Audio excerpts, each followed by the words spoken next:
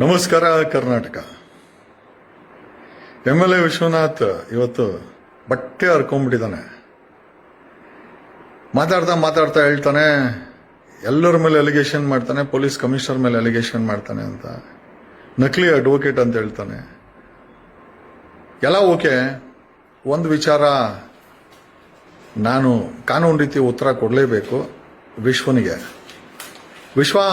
ನಾನು ಹಿಂಗೆ ವಿಶ್ವನಾಥ್ ರೆಡ್ಡಿ ಪರ್ಟಿಕ್ಯುಲರ್ ಆಗಿ ನಾನು ನಿನಗೆ ಹೇಳೋದೇನು ಅಂತಂದರೆ, ನೀನೇನೋ ತಾವು ಹೇಳಿಬಿಟ್ರಿ ಸಂತೋಷ. ಒಂದು ಮಾತನ್ನೇ ಹೇಳಿದ್ರಿ ಅಲ್ಲಿ, ಹುಡುಗರನ್ನ ಬಿಟ್ಟು ಒಡಿಸ್ತೀನಿ ಅಂತ. ನೋಡಿ ವಿಶ್ವನಾಥ್, ಯಾರೂ ಇಲ್ಲಿ ಕೈ ಬಳೆ ತೊಟ್ಕೊಂಡಂತೂ ಇಲ್ಲ. ನಿಮ್ಮ ಹತ್ರ ಹುಡುಗರಿದ್ರೆ ನಮ್ಮ ಹತ್ರ ದೇಶದಲ್ಲಿ ಕಾನೂನು ಇದೆ, ವ್ಯವಸ್ಥೆನೂ ಇದೆ. ನಾನು ನೀವೇನು ಅನ್ಕೊಂಡಿರೋ ರೀತಿ ಡೈರೆಕ್ಟಾಗಿ ವಕೀಲನ ಅದನ್ನಲ್ಲ. ನಾನು ನ್ಯಾಯನ ಬೀದಿನಲ್ಲೂ ಕೊಡಿಸಿದ್ದೀನಿ, ಕೋರ್ಟಲ್ಲೂ ಕೊಡಿಸಿದ್ದೀನಿ. ಕೋರ್ಟಲ್ಲೂ ವಾದ ಮಾಡಿದ್ದೀನಿ, ಬೀದಿನಲ್ಲೂ ಹೋರಾಟ ಮಾಡಿದ್ದೀನಿ. ನನಗೆ ಹೋರಾಟ 4 ಬಾರಿ ನಿನಗೆ ಗೊತ್ತಿಲ್ಲ. ಓಕೆ, ನೀನು ಹೋಗಿದ್ದೀಯಲ್ಲೋ ಗೊತ್ತಿಲ್ಲ ವಿಶ್ವನಾಥ್. 4 ಬಾರಿ ನಾನಾ ಕಾರಣಗಳಿಂದ ತಗೊಂಡು ಜೈಲಿಗೂ ಹಾಕಿ ಟ್ರೈ ಮಾಡಿ ನೋಡಿದ್ರು. ಬೀದಿನಲ್ಲಿ ಗಲಾಟೆನೂ ಮಾಡಿಸಿದ್ರು. ಲಾಸ್ಟ್ ಟೈಮು 97 ದಿವಸ ಜೈಲು. ನೀನು ಹೇಳ್ದಲ್ಲ ಆ ನಕಲಿ ವಕೀಲ ಬೇಲ್ ತಗೊಂಡಿದ್ದಾನೆ ಅಂತ. ಈ ದೇಶದ ಗೃಹ ಮಂತ್ರಿ ಅಮಿತ್ ಶಾ ಇನ್ನೂರ ಮೇಲೆ 3 ಕೇಸ್ ಬಾಕಿ ಇದೆ. ಹಿಂದಿನೂ ಕೇಸುಗಳಿತ್ತು, ಬೇಲ್ ತಗೊಂಡು ಆಚೆ ಇದ್ದಾರೆ, ದೇಶನ ನಡೆಸ್ತಾ ಇದ್ದಾರೆ. ಗಡೀಪಾರಾಗಿದ್ದರು. ಮರ್ತ್ಬಿಟ್ಟಿದ್ಯಾ ವಿಶ್ವನಾಥ್? ಮರೆಯೋ ಸಹಜ, ವಯಸ್ಸಾಯ್ತಲ್ಲ. ವಿಶ್ವನಾಥ್ ಅಂತ ಹೇಳಂಗಿಲ್ಲ, ವಿಶ್ವನಾಥ್ ರೆಡ್ಡಿ ಅಂತ ಹೇಳಬೇಕಾಗತ್ತೆ. ಅಸೆಂಬ್ಲಿಲಿ ಏನೋ ಹೇಳಿದ್ರಿ ತಾವು, ಹುಡುಗರನ್ನ ಬಿಟ್ಟು ನುಗ್ಗೋಡಿಸ್ತೀಯ. ಒಂದು ಅಸೆಂಬ್ಲಿನಲ್ಲಿ ಆ ರೀತಿ ಹೇಳಬೇಕಂದ್ರೆ ನೀನು ಯಾವ ಕ್ಯಾಟಗರಿ MLA ಅಂತ ಇಡೀ ಕರ್ನಾಟಕಕ್ಕೆ ಗೊತ್ತಾಗಿದೆ, ನನಗೊಬ್ಬನಿಗೆ ಅಂತಲ್ಲ. ಬೆಂಗಳೂರಿನ ಕಟ್ಟಿದ್ದು ಕೆಂಪೇಗೌಡರು. ನಾವು ಕೂಡ ಕೆಂಪೇಗೌಡರ DNA ಅಂತ ನಾವೆಲ್ಲ ನಮ್ದೊಂದು ನಂಬಿಕೆ.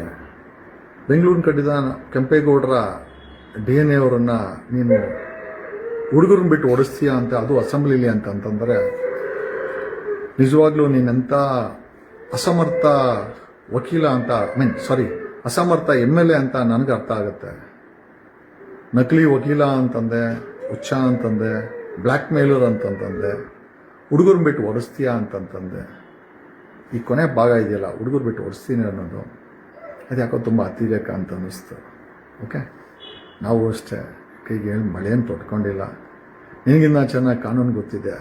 ಓಕೆ, ನೀನು MLA ಆಗಿರ್ಬೋದು, ನಿನಗಿನ್ನ ಚೆನ್ನಾಗಿ ಕಾನೂನು ಗೊತ್ತಿದೆ. ಆ ರೀತಿ ಹೊಡೆಯಕ್ಕೆ ಬಂದಾಗ ಹೋದ ಬಾರಿ ಗುಂಡನ್ನು ಆರಿಸಿದ್ದೀವಿ.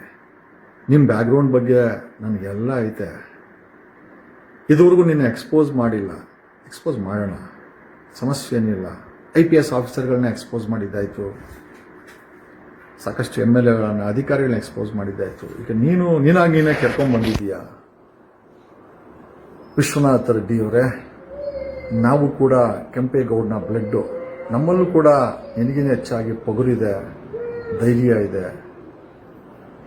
ಬರೀ ನಿನ್ನ ಅಕ್ರಮಗಳು ಒಂದೇ ಅಂತಲ್ಲ, ಅಲ್ಲಿ ನಡೆದಿರುವ ಪೊಲಿಟಿಕಲ್ ಮರ್ಡರ್ಸು ಅಷ್ಟೇ ಲಿಸ್ಟು ದೊಡ್ಡದಾಗಿದೆ.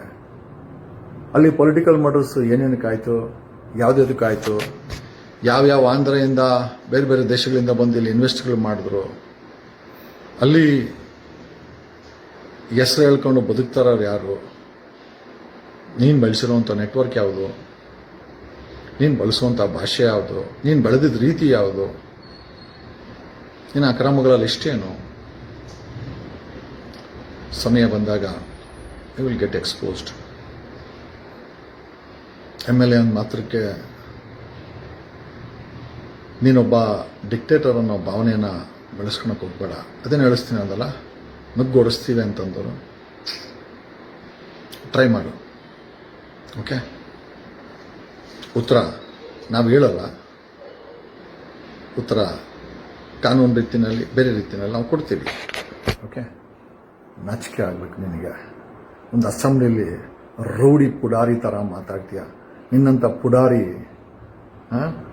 ಅಲ್ಲಿ ಅಸೆಂಬ್ಲಿನಲ್ಲಿ ಕೂತ್ಕೊಂಡು ಒಂದು ರೌಡಿ ಗೂಂಡಾ ಥರ ನುಗ್ಗೋಡಿಸ್ತೀನಿ ಅಂತೀಯ.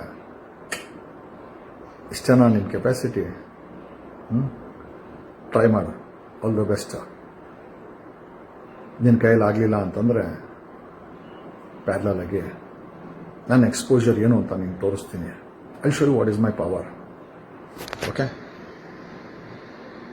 ನನಗೇನು ನಿನ್ನ ಮೇಲೆ ಪರ್ಸನಲ್ ಇಲ್ಲ, ಬಟ್ ನೀನು ಮಾತಾಡಿದ ರೀತಿ ಇದೆಯಲ್ಲ, ನುಗ್ಗೋಡಿಸ್ತೀವಿ ಅಂತ. ನಾವು ಯಾರು ಅಮಾಯಕರು ಅಲ್ಲ, ತಲೆಗೆ ಬಟ್ಟೆನೂ ತೊಟ್ಕೊಂಡಿಲ್ಲ. ಓಕೆ? ನಿನ್ನಲ್ಲಿ ಏನೋ ನಿನ್ನದೇ ಆದಂಥ ಶಕ್ತಿ ಇರ್ಬೋದು, ಬೇರೆಯವರಲ್ಲೂ ತಮ್ಮದೇ ಆದಂಥ ಶಕ್ತಿ ಇರ್ತದೆ. ಯಾರನ್ನು ಅಂಡರ್ ಎಸ್ಟಿಮೇಟ್ ಮಾಡ್ಕೊಳಕ್ಕೆ ಹೋಗ್ಬೇಡ. ಇವತ್ತು ನೀನು ಯಾರನ್ನು ಗೋಡಿಸ್ತೀಯ ಅಂತ ಅಂದ್ಕೊಂಡಿದ್ಯೋ, ನಾಳೆ ಈ ರಾಜ್ಯದ CM ಗೇಮ್ ಆಗಿಬಿಟ್ರೆ ಮೋಸ್ಟ್ಲಿ ಯಲಹಂಕನ ಖಾಲಿ ಮಾಡ್ಕೊಂಡು ಹೊಂಟಾಗ್ಬಿಡ್ತೀಯ ನೀನು. ಓಕೆ? ಏನೋ ನಿನ್ನ ನಾಳೆ ಬರ ಆ ಮೇಲಿರೋನು ಬರಲಿ, ನನ್ನ ನಾಳೆ ಬರೋನು ಅವನೇ ಬರೀಲಿ. ಓಕೆ? ನೀನು ನನ್ನ ನುಗ್ಗೋಡಿಸ್ತೀಯೋ ಅಥವಾ ಈ ರಾಜ್ಯದ CM ನಾನು ಆಗ್ತೀನೋ, ಸಮಯ ಉತ್ತರ ಕೊಡ್ತದೆ. Thank you.